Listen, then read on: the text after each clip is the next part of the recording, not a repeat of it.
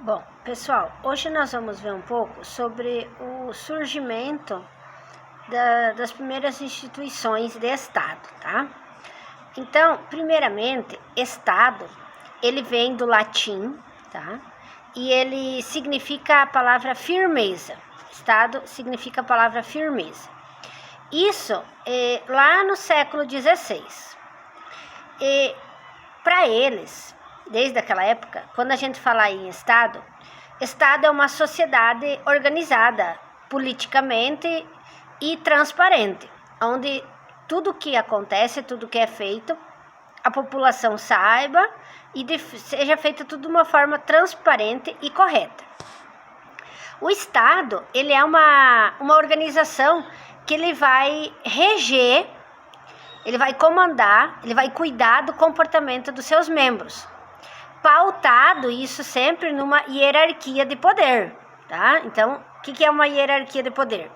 Tem o que manda mais, depois um pouco menos e assim por diante, né? Até chegar à grande população, que são os que nós poderíamos dizer assim, que são as pessoas onde devem de cumprir as leis e os protocolos, né? Na época do século XVI, o tema Estado, eles tinham 3 teorias para dizer o que é Estado. Um grupo dizia que Estado é uma coisa que sempre existiu, tá? Desde a época de Cristo, antes, que sempre existiu. Por que eles diziam que Estado é algo que sempre existiu? Um grupo de pessoas diz que todo e qualquer lugar onde tem uma concentração de pessoas que desenvolve trabalhos, que tem uma organização, é um Estado. Então, eles querem dizer que desde o início da história da humanidade teve Estado. O segundo grupo diz que o Estado surgiu de diferentes formas, que cada lugar criou-se as suas regras, se adaptou devido ao seu povo, devido às suas culturas, aos seus costumes, né? Então, esse segundo grupo diz que Estado são formas diferentes de governar e eles surgiram de várias formas, que não existe um conceito só para isso. E o terceiro grupo diz que o Estado é algo que surgiu no século de 16 para 17. Esse terceiro grupo é o que apresenta mais o conceito histórico ao qual a gente estuda. E esse Estado que fala aqui no conceito histórico, ele é em decorrência de uma soberania de Estado. O que é uma soberania de Estado? Por exemplo, países que nem a Inglaterra e a França, né? É uma soberania que existe lá, o rei, a rainha.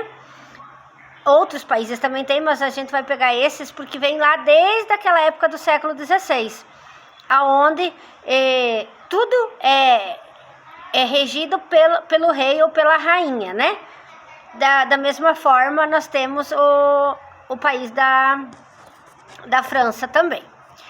Aí, aqui na apostila, na página 38 e 39, na 38 a gente tem um pouquinho esse conceito sobre o Estado, né? E aqui na página 39, onde fala da Mesopotâmia para o mundo, tá? Então, aqui nos diz que a Mesopotâmia é um lugar que hoje, atualmente, é o país do Iraque, tá? É nesse mesmo lugar. A gente chama, quem procura lá no mapa, por exemplo, o país do Iraque, vai encontrar esse nome, mas lá na época da Antiguidade, esse local se chamava Mesopotâmia, tá?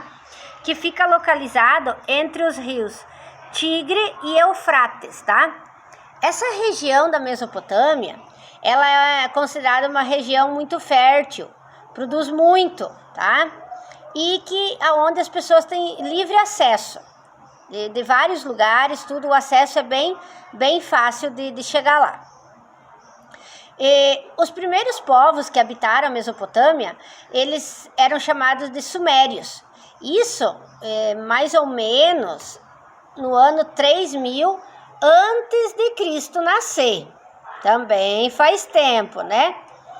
E já haviam nessa época fundado várias cidades-estado, que eles dizem que o que é uma cidade-estado? É aquele lugar onde ele é politicamente independente, ou seja, tem o governante ao qual foram criadas as leis, a questão cultural, as atividades produtivas e econômicas, aonde a população trabalha e rege em torno disso daí, tá?